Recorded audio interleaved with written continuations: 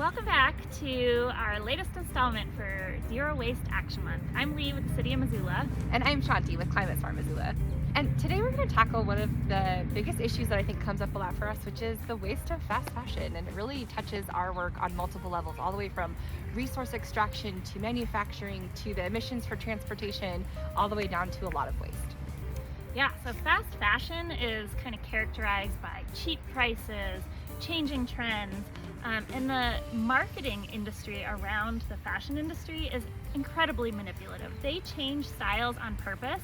It's called planned obsolescence, which means it is planned that one year wide leg jeans are popular and the next year skinny jeans are popular, and then we go to something else, and that's so that we kind of wipe out our entire wardrobe and just buy.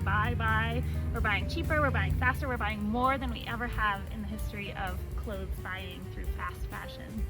Yeah, I think something like, especially as a woman, so I had a baby recently and my body has done like all sorts of changing in the last 2 years, and I like don't feel confident. And so like I'm also like, I think more susceptible to a lot of that marketing of like feeling good about yourself and I need to buy new clothes. And so talk to me about like what I should be thinking about, like why it matters, like what is the detriment that this is doing to our environment? Oh my gosh, fast fashion has one of the largest detrimental effects on our environment than any other industry.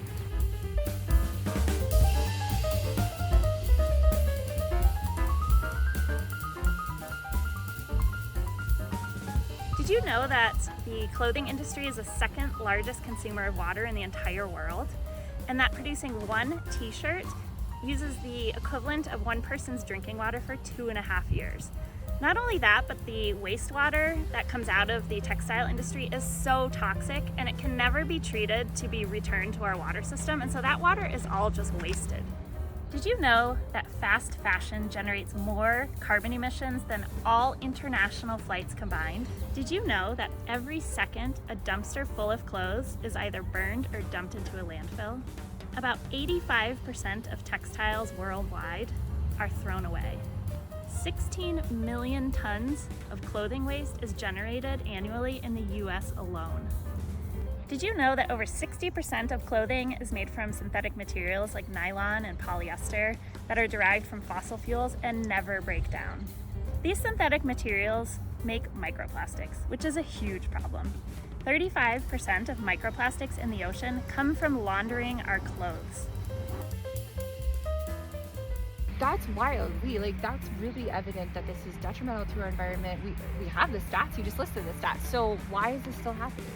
Yeah, it's happening for a number of reasons. One of them is overconsumption and overproduction. We are going wild about buying clothes. The average citizen now buys 4 times more clothes than they did 40 years ago. So it's just exponentially increasing. That's a lot. Something that I've realized is like I have to buy more clothes because my clothes seem to wear out faster. Yeah, that's another tactic of the marketing industry, is that the clothes aren't made as well as they used to be. And some of these kind of low quality brands that are cheap and fast, you're gonna have to get rid of it much quicker because it doesn't last. Wow.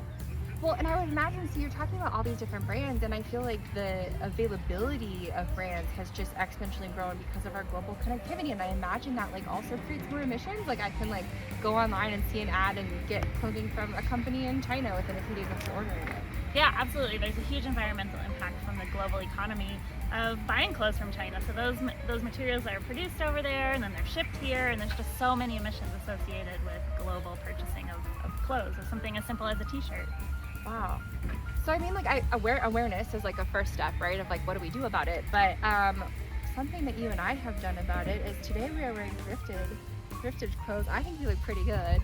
I actually really love this shirt. Every time it's clean, I pick it first, and this is amazing. So what can we do though? Like, so thrifting? Yeah.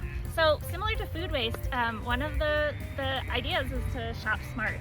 So think about it. Think about where your clothes are made. Think about how long they're intended to last for. Yeah. If you can thrift, pass down to your friends. I actually didn't thrift this shirt. I got it from a friend because I've trained her that before she gets rid of anything, check with me first, because she has wonderful taste. And I love that. And your size. Oh, you gotta find your size buddy. I love that. Yeah. Yeah. Something that I struggle with is like looking at a price tag originally and being like, oof, like I don't know about that, but then really thinking through like, oh, this pair of pants or these shoes in particular, like yes, it's a big investment, but also like they're gonna last me years. Versus if I buy that lower cost, lower quality item and I'm gonna have to do that every single year, and like having that mentality of investing for long term, I think is one thing we can do. Absolutely, yeah. I think a lot of these fast fashion companies also change their sizing often, so you might one time be a medium and then you get your medium and it doesn't quite fit anymore. That's so frustrating. It's so frustrating to be like all of the different sizes, and this brand has an 8, this brand has there's 16, you know, like it's crazy fit.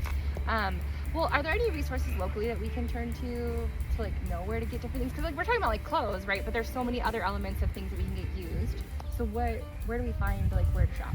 Yeah, absolutely. We again are such an fortunate community in Missoula because we have so many opportunities. We have opportunities to thrift our clothes, to thrift our building materials, to thrift our bikes or children's toys, or so many different things. Home Resource, as part of Zero Waste Action Month, just released a thrift map, which you can find on their website, which we'll put right here. I just picked up, this is the coolest resource because it's color coded too. So it's like, oh, what type of thing are you looking to like buy secondhand? And it just like, I had no idea we had that many resources in Missoula. Yeah, no idea. Pretty exciting. And so I'm really excited. I have that on my desk now so I can reference that when next time I go shopping. Yeah. So I always think smart first. Can you find something locally? Can you find something made of local materials or eco-friendly materials, something that's made to last because it's high quality, and then always choose thrift when you can. It's fun. It's really fun to grab a friend, grab a coffee with your reusable mug, and go shopping together. I love that. Okay, well, thank you for tuning in this month for Tips on Zero Waste. Stay tuned for as we share more throughout the month. This is so loud. Thanks for being with us. Bye. Bye.